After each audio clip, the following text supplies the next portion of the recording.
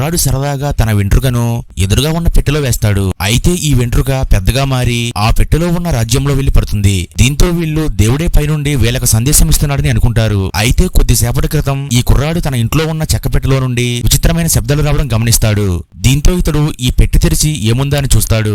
ఈ పెట్టెలో పురాతన కాలం నాటి ఒక రాజ్యం ఉంటుంది. అయితే ఆ రాజ్యంలో ఉన్న రాణిగారు ఆకాశంలో ఈ కుర్రాడు కనపడేసరికి ఇతన్ని దేవుడిగా భావించి దండం పెట్టుకుంటూ ఉంటారు. అలాగే తమ సైన్యం 3 రోజులుగా తినడానికి తిండి గాని నీళ్లు గాని లేక ఇబ్బంది పడుతున్నారని, అదేవిధంగా శత్రువులు రాజ్యంపై దాడి చేసి రాజ్యమంతా నిప్పండించారని తమను కాపాడమని ఈ దేవుణ్ణి అడుగుతుంది. ఇది వినగానే ఈ కుర్రాడికి జాలి అనిపించి ఈ చెక్క పెట్టెలోకి వాటర్ ను స్ప్రే చేస్తాడు. దీంతో ఒక్కసారిగా ఆ రాజ్యంలో పెద్దని వర్షం రావడం మొదలవుతుంది. అందుకని మహారాణి ఈ దేవుడికి ఒక విగ్రహాన్ని ఏర్పాటు చేసి ఆ విగ్రహానికి పూజ చేస్తూ ఉంటుంది. ఇంతలో ఆ విగ్రహం ఒక్కసారిగా మెరుస్తూ ఈ కుర్రాడి టేబుల్ మీదకు వెళ్తుంది.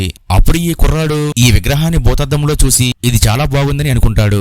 ఇంతలో మంత్రి మహారాణి దగ్గరకు వచ్చి రాజ్యంలోని ప్రజలందరూ పేగువ్యాధితో బాధపడుతున్నారని చెప్తుంది. అప్పుడు మహారాణి దేవుణ్ణి సహాయం అనడం ఇష్టం లేక తన భటులతో అడవిలోకి వెళ్లి ప్లేగు వ్యాధికి మూలికను తెమ్మని చెప్తుంది. అని వీళ్ళ సేనాధిపతి అసలు దేవుడే లేడని, మహారాణి గారు కావాలనే దేవుడు ఉన్నాడని పుకార్లు పుట్టిస్తుందని చెప్తాడు. ఇది విని ఈ కుర్రాడికి కోపం వచ్చి తన లైటర్ ను వెలిగించగా ఈ లైటర్ షాక్ వచ్చి ఈ సేనాధిపతికి తగులుతుంది.